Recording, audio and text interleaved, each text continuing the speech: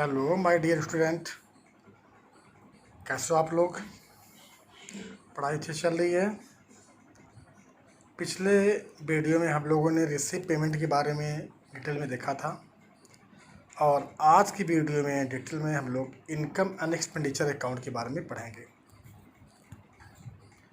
Income expenditure account क्या format है, क्या डिफरेंस है इनकम एक्सपेंडिचर और प्रॉफिट एंड लॉस अकाउंट के बीच। ठीक है, स्टार्ट करते हैं हम लोग। जैसा कि फर्स्ट वीडियो में लोगों ने देखा कि इनकम एक्सपेंडिचर क्या है, एक फाइनेंशियल स्टेटमेंट है का पार्ट है जो कि हमारा not for profit organisation maintain करता है कि पूरे ट्रांजैक्शन के बाद एक साल के अंत में जो पैसा मिला उससे सरप्लस हुआ या डिफिसिट हुआ उसे जानने के लिए। तो इनकम एंड एक्सपेंडिचर अकाउंट क्या होता है देखते हैं। तो income and expenditure account just similar to profit and loss account, यह प्रॉफिट एंड लॉस अकाउंट के जैसा ही होता है। बस जानते हैं आप लोग कि प्रॉफिट एंड लॉस अकाउंट हमारा प्रॉफिट ऑर्गेनाइजेशन बनाता है, ऐसे ऑर्गेनाइजेशन जो प्रॉफिट अर्न करने के लिए चलते हैं, रन करते हैं। और इनकम एक्सपेंडिचर अकाउंट हमारा नॉट फॉर प्रॉफिट ऑर्गेनाइजेशन के द्वारा बनाया जाता है। प्रॉफिट एंड लॉस अकाउंट हम ट्रायल बैलेंस की हेल्प से बनाते हैं, जबकि इनकम एंड एक्सपेंडिचर अकाउंट हम रिसीट एंड पेमेंट के हेल्प से बनाते हैं। सेम वही है। और जो नॉट फॉर प्रॉफिट ऑर्गेनाइजेशन है वह भी अपने ट्रांजैक्शन के एक्यूरेसी को चेक करने के लिए चाहे तो लेज़र जो बनाया उस लेज़र अकाउंट, उसका जो लेज़र अकाउंट है उसका बैलेंस सही है या नहीं है, एक्यूरेट है या नहीं है, उसके लिए ट्रायल बैलेंस भी बना सकता है। और उसके बाद रिसीट एंड पेमेंट अकाउंट, उस रिसीट एंड पेमेंट अकाउंट से इनकम एंड एक्सपेंडिचर अकाउंट बनता है। तो income and expenditure account is nominal account in nature. Nominal क्या होता है आप लोग जानते हो, 11th पढ़ चुके हो कि नॉमिनल अकाउंट क्या है। वह अकाउंट जो कि expenses and losses and income and gain से रिलेटेड हो। Expenses and losses are debited and income and gain से क्रेडिटेड, ये करना है। इसके फीचर को देख लेते हैं हम। It is a nominal account, ध्यान देना है, 1 मार्क्स क्वेश्चन सीबीएसई पूछता है। इसका नेचर क्या है इनकम एक्सपेंडिचर का, तो इनकम एंड एक्सपेंडिचर अकाउंट का नेचर नॉमिनल अकाउंट है। और जैसे कि प्रॉफिट लॉस अकाउंट का नेचर नॉमिनल है वैसे इनकम। और रिसीट पेमेंट का नेचर क्या है, रियल अकाउंट है। ये पिछले क्लास वीडियो में हम लोगों ने देखा था। तो इनकम एक्सपेंडिचर का नेचर नॉमिनल है, has the rule of nominal account is followed. जो रूल्स है नॉमिनल अकाउंट के वह इसे बनाते वक्त फॉलो करते हैं। और इनकम एक्सपेंडिचर अकाउंट में रिवेन्यू नेचर, रिकरिंग नेचर, जो रेगुलर नेचर के एक्सपेंसेस हैं और जो इनकम है वही आते हैं। कैपिटल नेचर के आइटम्स को इग्नोर करते हैं। रेवेन्यू नेचर क्या हो गया, सैलरी हो गया, रेंट हो गया, इंटरेस्ट हो गया, डेप्रिसिएशन हो गया, टेलीफोन चार्जेस हो गया, जनरल एक्सपेंसेस हो गया, पोस्टेज एक्सपेंसेस हो गया, ये सब क्या है, यही हमारा रेवेन्यू नेचर के है। Capital nature purchase of asset है, बिल्डिंग, मशीनरी, फर्नीचर, इनको परचेस किया, लोन लिया, लोन पे पेमेंट किया, इन्वेस्ट किया पैसा, तो ये सब क्या इन्वेस्टमेंट वगैरह हमारा असेट है, यही कैपिटल नेचर के हैं। तो कैपिटल नेचर के आइटम को हमें इग्नोर करना है, केवल रेवेन्यू नेचर के आइटम को यहाँ लिया जाता है इनकम एक्सपेंडिचर में। और जैसे कि हमने प्रॉफिट एंड लॉस अकाउंट में एडजस्टमेंट किया था, एडिशनल इन्फॉर्मेशन दिया होता था, उस एडिशनल इन्फॉर्मेशन की बिहाफ पे कुछ हम प्लस या माइनस करते थे।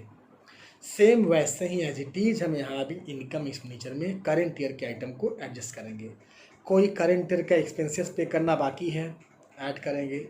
एडवांस पे किया गया है, माइनस करेंगे। कोई इनकम मिलना बाकी है, ऐड करेंगे। इनकम एडवांस मिल गया, प्रीवियस ईयर में मिल गया तो करंट ऐड करेंगे। नेक्स्ट ईयर का इनकम अभी मिल गया है तो नेक्स्ट ईयर का माइनस करेंगे। तो मैंने बताया था कि इनकम एक्सपेंडिचर अकाउंट बनाते वक्त हमें ध्यान देना है कि अक्रूवल कॉन्सेप्ट का फॉलो किया जाता है। जो भी चीज़ें करंट ईयर के ड्यू है, नहीं पे किया गया, ऐड करेंगे। कोई इनकम है, ड्यू हो गया, नहीं मिला है, ऐड करेंगे। तो कोई एडजस्टमेंट जो करंट ईयर का हमें करने हैं, क्योंकि इसका पर्पज करंट ईयर का ही जो इनकम एक्सपेंडिचर उसके बिहार पर सरप्लस है डिफिसिट पता करना है। तो इसमें एडजस्टमेंट सेम करते हैं हम जैसे प्रॉफिट लॉस में किया था, सेम यहाँ भी करेंगे।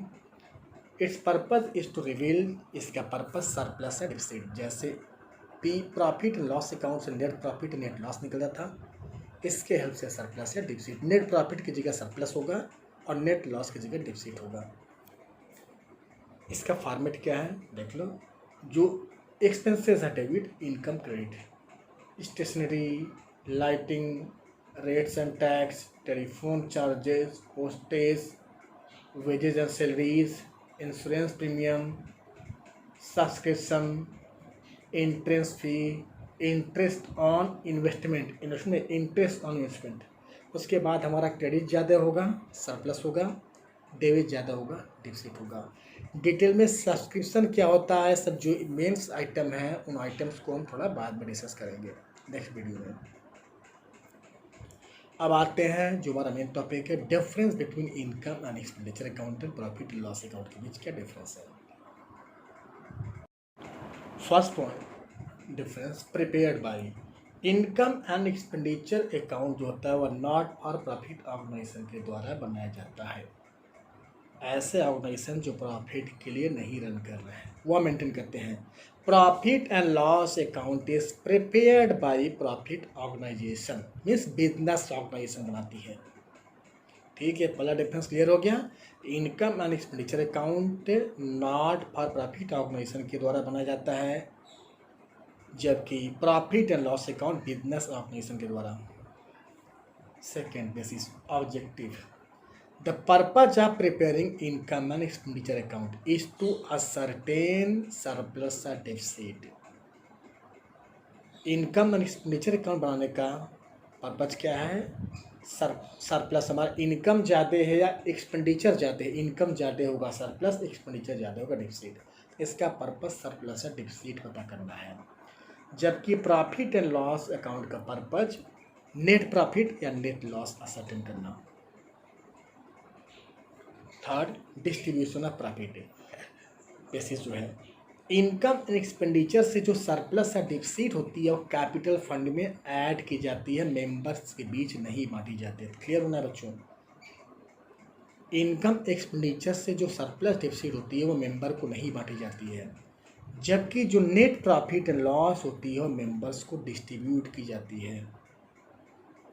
क्योंकि कोई व्यक्ति बिजनेस चला रहा है तो क्यों, प्रॉफिट के लिए तो प्रॉफिट बांटना चाहेगा, जबकि नॉट फॉर प्रॉफिट ऑर्गेनाइजेशन का उद्देश्य प्रॉफिट अर्न करना नहीं होता है, इसलिए उसकी प्रॉफिट को मेंबर डिस्ट्रीब्यूट नहीं करते हैं। तो इनकम एक्सपेंडिचर के प्रॉफिट को, मीन सरप्लस को मेंबर डिस्ट्रीब्यूट नहीं करते हैं। ठीक है, सरप्लस डिफिसिट जो भी मेंबर के बीच नहीं शेयर की जाएगी, जबकि net profit net loss member को शेयर दी जाती, मेंबर शेयर करते हैं। Preparation, income and expenditure account receipt and payment के हेल्प से बनाया जाता है, जबकि profit and loss account trial balance के हेल्प से बनाया जाता है। ठीक है, once again, income expenditure account is prepared with the help of receipt and payment account, and profit and loss account is prepared with the help of trial balance. Next, start with income and expenditure account में कोई भी balance नहीं होता है, doesn't start with any balance, कोई balance नहीं होता है। जबकि आपको याद होगा कि profit and loss account trading account के हेल्प से बनाया जाता है। तो ट्रेडिंग अकाउंट हमारा ग्रॉस प्रॉफिट होगा तो ये बैलेंस ग्रॉस प्रॉफिट का आएगा। इट मीन्स ट्रेडिंग अकाउंट का बैलेंस पीएल अकाउंट में आता है, जबकि ऐसा कोई बैलेंस इनकम एक्सपेंडिचर अकाउंट में नहीं आता है। Next difference, income expenditure account हमारा या सरप्लस शो करेगा या डिफिसिट, जबकि profit and loss account net profit and net loss हमारा शो करेगा। नाउ नेक्स्ट हमारा बैलेंस शीट है। जैसे कि बैलेंस शीट आप लोगों ने प्रीवियस क्लास में देखा था कि बैलेंस शीट क्या है, statement of assets and liabilities है। वही सेम यहाँ भी हम बनाएंगे balance sheet is statement of assets and liabilities. Difference क्या है, यहाँ पे दो बैलेंस शीट हम बनाते हैं नॉट फॉर प्रॉफिट ऑर्गेनाइजेशन में, दो opening balance sheet and closing balance sheet. Opening balance sheet का पर्पज क्या है, कैपिटल फंड को, ओपनिंग कैपिटल फंड को असर्टेन करना, और वही ओपनिंग कैपिटल फंड हमारा क्लोजिंग में ट्रांसफर होता है तो क्लोजिंग बैलेंस शीट टैली करती है। तो क्या है, दो बैलेंस शीट बनाते हैं। ओपनिंग बैलेंस शीट का पर्पज कैपिटल फंड को पता करना है और कैपिटल फंड को ट्रांसफ़र करते हैं क्लोजिंग बैलेंस शीट में, तो हमारा असेट्स एंड दोनों जो क्लोजिंग बैलेंस शीट का असेट्स लायबिलिटीज साइड दोनों टैली किया जाता है। ओपनिंग बैलेंस शीट की टैली नहीं करेगा। और जो प्रॉफिट लॉस ऑर्गेनाइजेशन में बैलेंस शीट बनाते थे वहाँ पे कैपिटल होता था, यहाँ पे instead of capital V will use capital fund. ध्यान देना है, बैलेंस शीट सेम उसी तरीके से बनेगी बट कैपिटल की जगह यहाँ कैपिटल फंड या जनरल फंड यूज करना है। और वहाँ पर कैपिटल में हम नेट प्रॉफिट ऐड करते थे, यहाँ नेट प्रॉफिट के प्लेस पे सरप्लस ऐड करेंगे, डिफिसिट माइनस करेंगे। एक बार इसकी फॉर्मेट देख लेते हैं बैलेंस शीट का। ये हमारा लायबिलिटी साइड है, असेट साइड है, कैपिटल फंड ओपनिंग बैलेंस, इसने सरप्लस ऐड किया, डिफिसिट माइनस किया। लाइफ मेंबरशिप फी हम बाद में डिस्कस करेंगे क्या होता है। लायबिलिटीज़ है, बिल्डिंग फंड लायबिलिटीज़ है। Donation for any specific purpose क्या होता है, will discuss later on. Legacy later on. Entrance fee जो कैपिटलाइज होगी क्या होता है बाद में। कोई अदर फंड है। और असेट साइड जैसा आपने पिछली क्लास में देखा सेम उसी तरीके से है। उसके बाद जो भी लायबिलिटीज़ है, बैंक ओवरड्राफ्ट, क्रेडिटर्स है, आउटस्टैंडिंग एक्सपेंसेस है, कोई एडवांस मिल गया हमको वो है। इस साइड में जो स्टॉक हो गया, इस तरीके से बनाएंगे बैलेंस शीट। तो हम बैलेंस शीट्स के बारे में जो मेन आइटम्स है, स्पेसिफिक आइटम्स है, क्या है, क्या फंड होता है, सब्सक्रिप्शन क्या होता है, लाइफ मेंबरशिप फी क्या होती है, एंट्रेंस फी क्या होती है, इन चीज़ों को हम नेक्स्ट वीडियो में डिस्कस करेंगे। Okay, thank you so much बच्चों। कोई डाउट है तो आप कमेंट बॉक्स में लिख दीजिएगा, हम नेक्स्ट वीडियो में क्लैरिफाई कर देंगे। और इस वीडियो को लाइक करना, सब्सक्राइब करना, शेयर करना आप ना भूलें। तो कहीं किसी को किसी भी तरह की डाउट होगी तो आप कमेंट बॉक्स में लिख के पूछ सकते हैं, मैं नेक्स्ट वीडियो में उस डाउट को क्लैरिफाई कर दूँगा। Okay, once again thank you so much.